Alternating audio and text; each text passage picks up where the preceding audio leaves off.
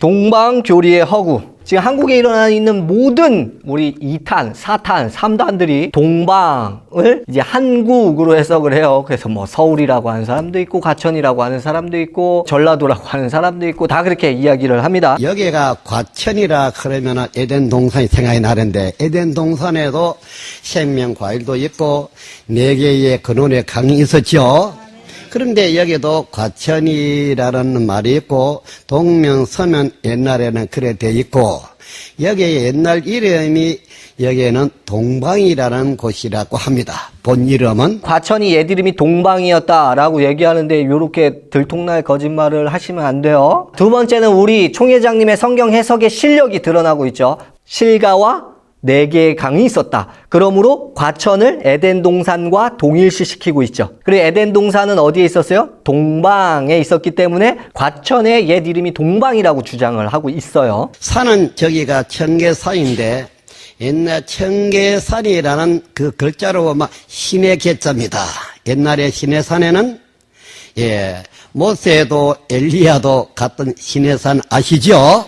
이 신의 계자예요. 청계산이라는 저 산이. 청계산이 신의 산이다라고 동일시를 시키고 있죠. 왜 그러냐면 청계산의 계자가 무슨 게? 신의 계자. 그러므로 청계산은 곧 신의 산이다. 이렇게 얘기하고 있는데, 신의 계자 할 때 신에는 한글을 의미해요. 시냇물 졸졸졸 의미하는 거고, 신의 산 할 때 신에는 히브리어예요. 시나이라는 뜻이에요. 동용성까지 만들어서 지금 과천뿐 아니라 청도, 우리 마니 선생님의 고향이죠. 거기까지 성지로 미화하고 있어요. 대구의 전시장을 가보면 근혜 누나나 이명박 형님이나 박정희 형님보다 더 높아. 얼굴 더 커. 신격화하기 위해서 만들어 놨어요. 첫 번째, 신천지의 동방주장. 보통 사이비 교주들이 대한민국에서 등쳐먹을 때 자주 애용하는 구절이 있어요. 누가 동방에서 사람을 일으키며 의로 불러서 자기 발 앞에 이르게 하였느뇨. 그래서 연결시켜요. 동방의 의인, 동방의 독수리라고 이야기하면서 문선명, 안상홍, 이만희, 박명호, 유재열, 김풍일, 박태선, 양도천, 이 모든 자들이 동방에서 세움을 입었다고 주장하는 계시 41쪽이에요. 편지한 곳은 5대양 6대주 중 아시아요. 이사야 41장과 계시록 7장에 아시아의 땅끝 모퉁이 해돋는 동방 7별과 금촛대가 있는 장막성전이다. 신천지 발전사 같은 경우에도 성경의 약속대로 해돋는 아침의 나라 한반도에서 보혜사 성령을 보내사, 진상에는 종말에 예비된 7교회는 한반도에서 출현한다 이렇게 표현했고, 아세아의 큰 대륙의 모퉁이의 작은 혹인양 솟아오르는 땅이여 동해의 푸른 물에 멱슬 갖고 진리의 성령을 맞으라. 스가랴 14장에 이렇게 기록되어 있거든요. 하나님의 생수가 예루살렘에서부터 흘러나와 절반은 동해, 절반은 서해. 그러므로 동쪽과 서쪽이 다 바다로 트여 있어야 된다. 이런 이제 전제 조건을.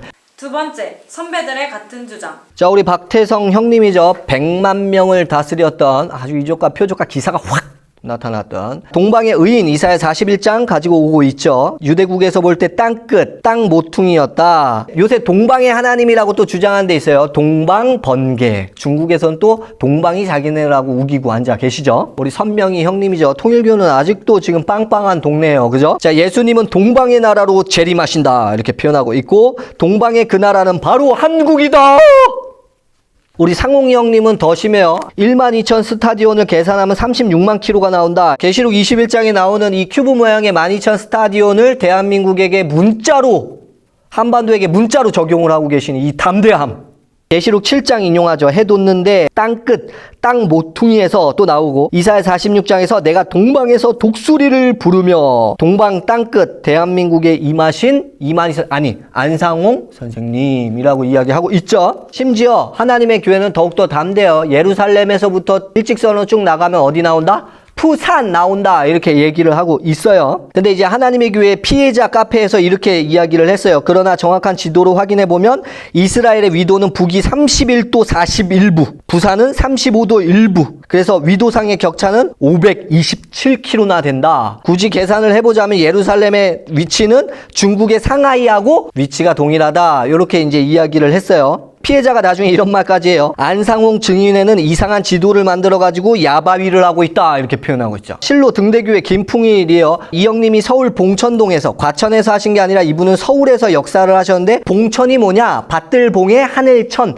하늘이 받들리는 곳이다 이렇게 얘기하면서 14만 4천이 봉천동에서 이루어진다 이렇게 주장을 하셨었어요. 천국은 왜 한국을 중심으로 이루어지는가? 동방에 대한 하나님의 섭리, 동방에서 한 의인을 부를 것이다 또 나오고, 계시록 7장 동방에서 살아계신 하나님의 도장을 가지고 올라오는 자가 있다고 하였으며, 천국은 왜 한국을 중심으로 이루어지는가? 이사야에서 예언하고 계시록 7장에서 성취된다. 이거 실천지자네 아니에요. 김풍일 형님이에요. 4년 선배예요. 동방은 한국이다 대놓고 얘기하죠. 스가랴 14장 갖고 왔죠. 그래서 절반은 서해, 절반은 동해로, 이거 이 형님 그대로 써먹고 있죠 지금. 그리고 더 웃긴 건 뭐냐면 애국가를 가지고 와서 하느님이 보호하사, 하나님이 보호했다는 거야. 여기서 교주가 나게 하기 위해서. 서울 경성을 중심으로 잡고 일본은 동경, 중국은 북경, 그리고 남경. 그러니까 이런 황당한 주장은 청계산이 신의 산이다 우기는 거하고 비슷한 거예요. 땅끝 모퉁이가 된 한국 땅에서 잃어버린 새 에덴 동산 지상낙원이 창설한 것을 예언한 것이다. 이거 신천지 아니에요.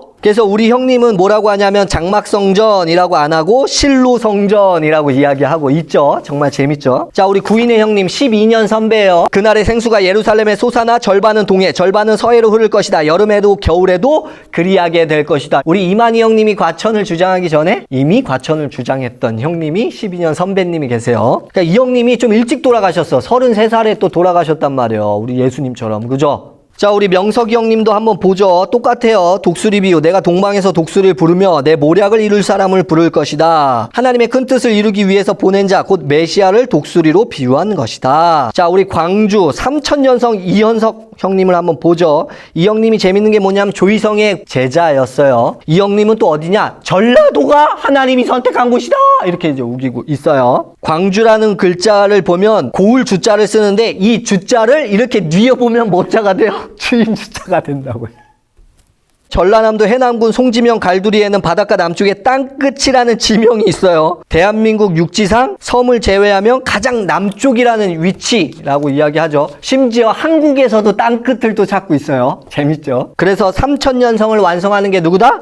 우리 현석이 형님이다 이렇게 주장을 했어요. 근데 이 형님이 빛을 그렇게 많이 보지는 못하셨어요. 탕명한 목사님의 한국의 신흥종교 책을 보면 장막성전의 교리죠. 마지막 날에 구원을 얻는 한 나라만을 선택해서 이룬다. 에스겔 3장 갖고 오고, 그것은 해돋는 곳, 곧 동방에 있는 나라에서 성취된다. 물이 절반은 동해, 그곳은 동서로 갈라진 산이 있는 곳이다. 자, 청계산 갖고 오죠. 한국과 청계산을 제일 먼저 우리 이만희 선생님이 주장하지 않았었어요. 누가 주장했냐? 12년 선배였던 구인의 형님이 주장했다가, 그러면 구인회는 누구한테 배웠냐? 그의 선배였던 유교주한테 배웠던 거죠. 그래서 이 족보를 한번 바라보시면 이만희 총회장의 스승인 유재열 똑같은 걸 주장했죠. 박태선도 동일한 걸 주장했죠. 그 옆에 동네인 문선명도 같은 걸 주장했다는 건 뿌리가 동일하다라는 것을 보여주고 있죠. 세 번째, 동방은 한국이 아니다. 동방이라고 나왔던 건 한국이나 특정 지명을 이야기하는 게 아니에요. 동쪽이라는 표현이에요. 동방의 어떤 지역을 얘기하지 않아요. 성경 안에서 동방이라고 표현하는 건 약 30번 나오고 구약에서, 그리고 북방이라고 표현하는 건 한 50번 정도 나오거든요. 그럼 질문, 북방이 어디예요?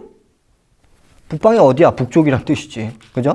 이사야 41장에 한 사람을 일으켜 북방에서 오게 하며, 그러면 이거는 뭐 어디 뭐 누구예요? 또 메시아가, 북방에도 메시아가 있나? 동방의 메시아와 북방의 메시아 둘이 싸우면 누가 이길까? 그래서 막 우스갯소리가 있죠. 욥기에 나오는 욥이 동방의 의인인데 욥은 한국 사람이냐? 이렇게 얘기하는 사람도 있고, 그 다음에 동방에서 예수께 유향과 몰약과 금을 갖고 왔던 동방 사람이 한국 사람이냐?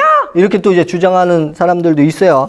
그러니까 그렇게 보시면 안 되는 거예요. 이사야는 두 컨셉으로 나뉘어요. 나머지 27장은 하나님께서 회복시켜 줄 것에 대한 어떤 예언들이 굉장히 많이 들어가 있어요. 동방에서 독수리를 보내는 건 지금 이스라엘이 파괴되고 멸망했어요. 그렇기 때문에 하나님께서 이스라엘의 재건을 설명하실 때 하나님께서 이방인의 도구를 사용하여 시온을 세워주실 것, 예루살렘을 세워주실 것을 상징적으로 표현하고 있다라는 거예요. 이 문맥이 일단 1차적으로는 이스라엘을 회복시키기 위해서 하나님께서 페르시아 왕 고레스를 사용했던 것, 그래서 예루살렘을 세웠던 것은 부인할 수 없는 사실이에요. 여기서 이제 주장하고 싶은 바는 이거예요. 이만희의 과거 주장 가운데 동방을 한국이라고 주장했었다. 근데 그 주장은 이전 스승들이, 이전 선배들이 주장하는 바와 똑같다 틀리다? 완벽하게 일치하고 똑같아요. 그러면 이만희 선생님이 계시받은 걸까? 위작일까? 뻔한 거 아니에요? 더 재미난 게 하나 있어요. 히브리어로 부르다가 카라라고 이야기를 해요. 그걸 명사로 바꾸면 꼬레라고 표현을 해요. 하나님을 하라고도 부른대요. 그럼 그 꼬레하고 하 합치면 뭐예요? 꼬레아죠. 동방에서 한 사람을 부른다. 그게 어디다? 꼬레아다. 이렇게 주장하는 단체 있을까 없을까? 지금도 있어요. 자, 이스라엘이 회복하는 데 있어서 키가 되는 나라가 있대요. 그게 어딘지 아세요? 꼬레하예요. 그래서 반드시 그 동방이 어디다? 땅끝이 어디다? 한국이다. 이렇게 주장하고 지금도 우기고 있는 형님들이 계세요. 키가 되는 한국을 막기 위해서 마귀가 공산당을 사용해서 한국을 어떻게 했다? 분열시켰다. 막 이렇게 교리 주장을 연결하고 있어요. 다 갖다 붙이면 말이 되죠. 조심하셔야 돼요. 자꾸 이런 거 갖고 와서 2000년 만에 계시록이 열렸다. 혹은 2000년 만에 성경이 풀렸다. 신천지하고 비슷한 주장을 하는 아주 그냥 골치가 아파요. 자, 질문 있습니까? 마치도록 하죠. 끝!